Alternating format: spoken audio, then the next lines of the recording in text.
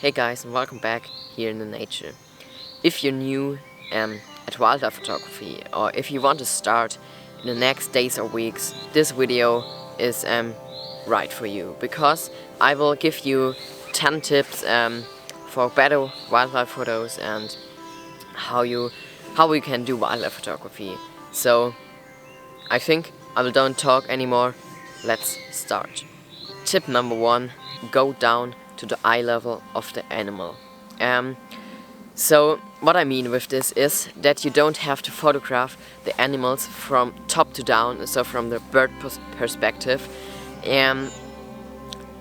because if you go down to the ground, or I don't know, if you photograph a deer, maybe sit down and photograph the deer from his eyes, and the effect is much more better. Or it's the same with insects. If you photograph insects from the top, it's often not that nice as you photograph them from their eye level.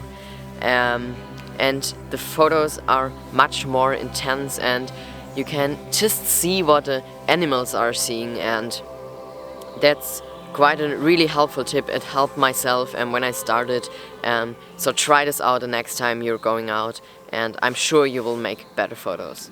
My second tip is you don't need the best equipment. Okay, before you leave this video because you say, oh, I heard this so often, I can't hear it anymore. Yes, I know, I heard this myself when I started wildlife photography about a year ago. It's really annoying, I know, because when you're going out the first times and you have, I don't know, maybe a cheap bridge camera, you say, I never can take good photos with this camera, but that's false.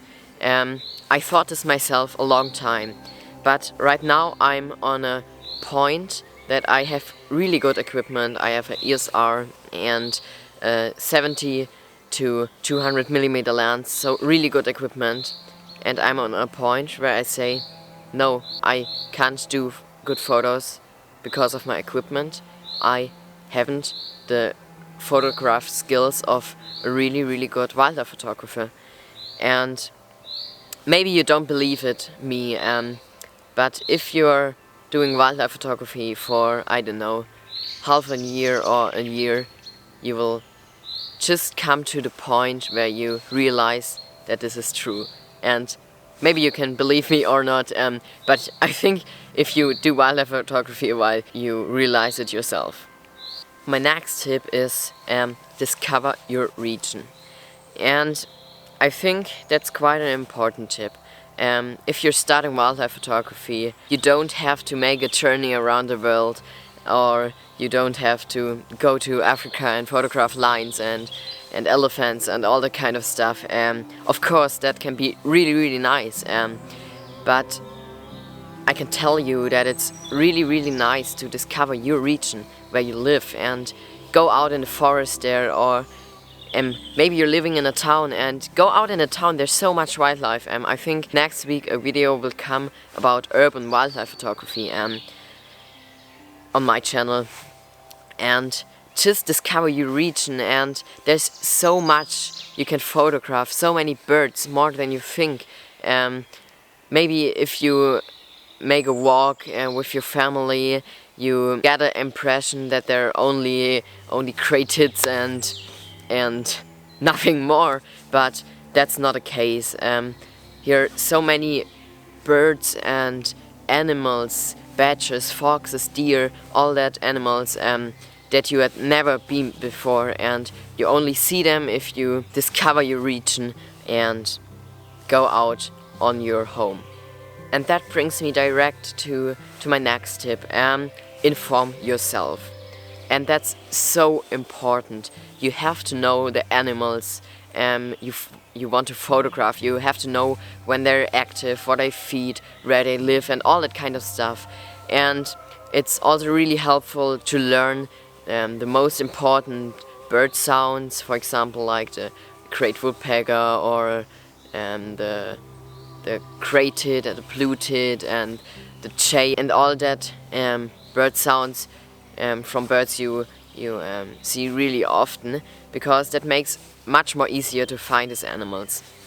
And I have a trail camera in the forest where I can see what is going on in the forest, and that's just really helpful tool, because you learn so much about the behavior of the animal. So I can just appreciate that to you, to be interested in the animals and learn something about them. And that's actually my next tip: go out more often. It doesn't matter if you see something or if you take good photos, but when you sit at home, you can't take photos, or you can't see animals.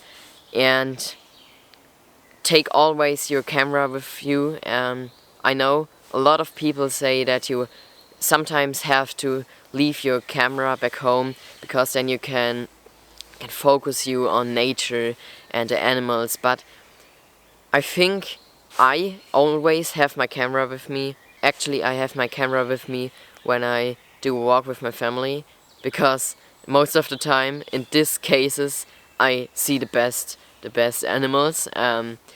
So yeah, that's another helpful tip. Be quiet and careful.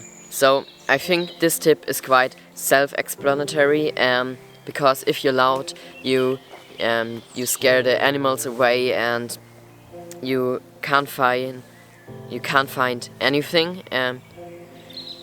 So it's really important that you have a look where you walk around. You have to look on the ground if there are branches, and don't step on them, because that's quite loud, of course.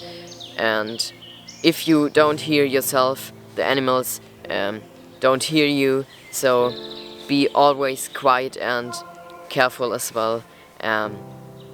So don't scare the animals away, and then you find them and you can take good photos. Okay guys, just a little interruption. If you didn't follow me on my Instagram profile yet, check it out. I will link it in the description below. I post there some of my favorite photos every day, and sometimes some little videos from my best of videos, or some animal videos. So it would be really great if you support me and check it out. But now we will go on with the video. My second tip is to practice the photo composition. And yeah, I think that's quite really difficult. If you start photography, at first you make some, I say, search photos.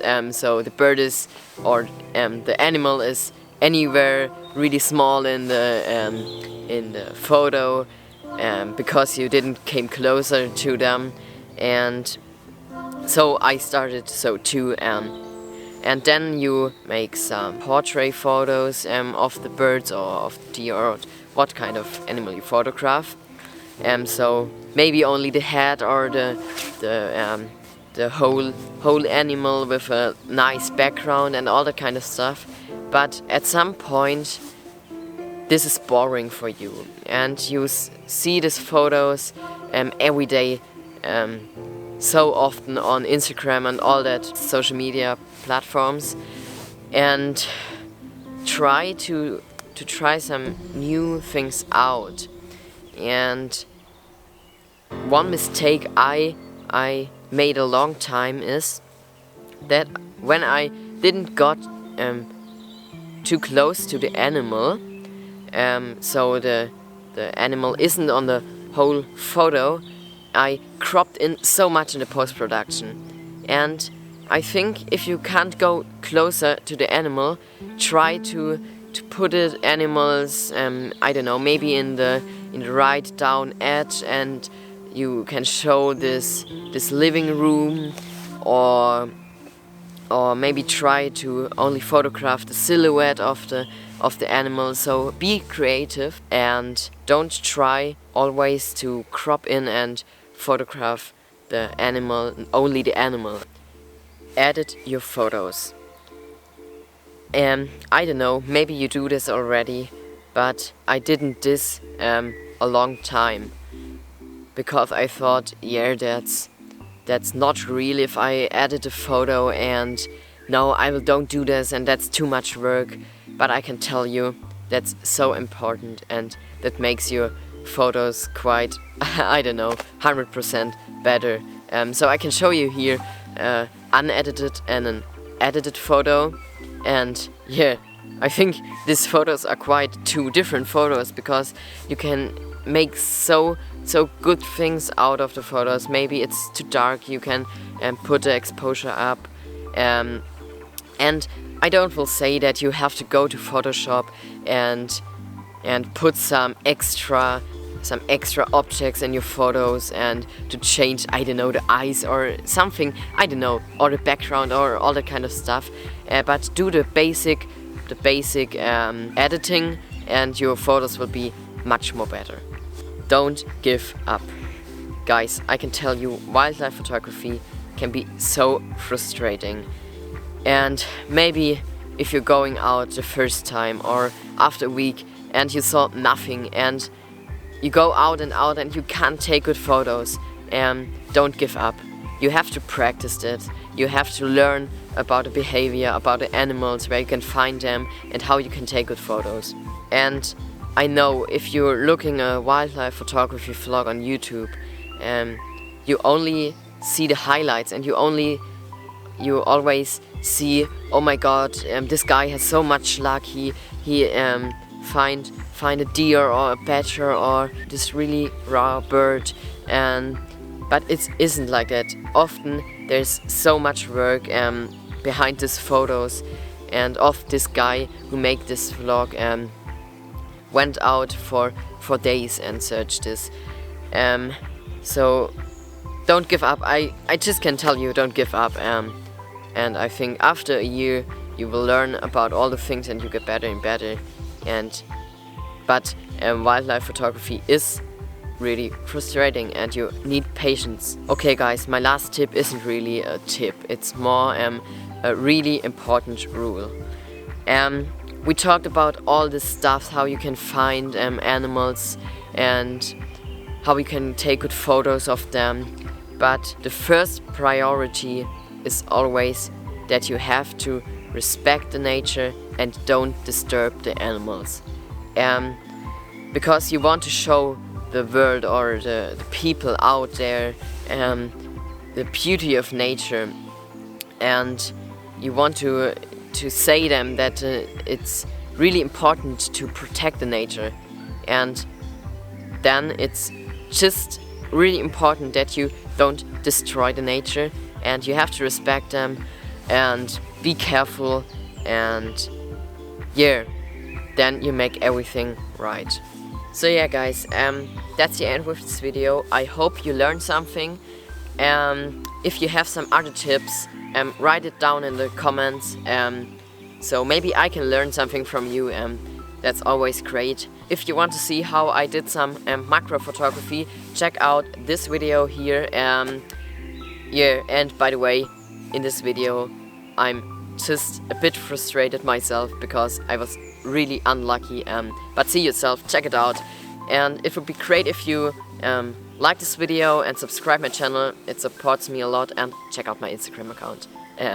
So yeah, see you next Saturday, have a great week and bye.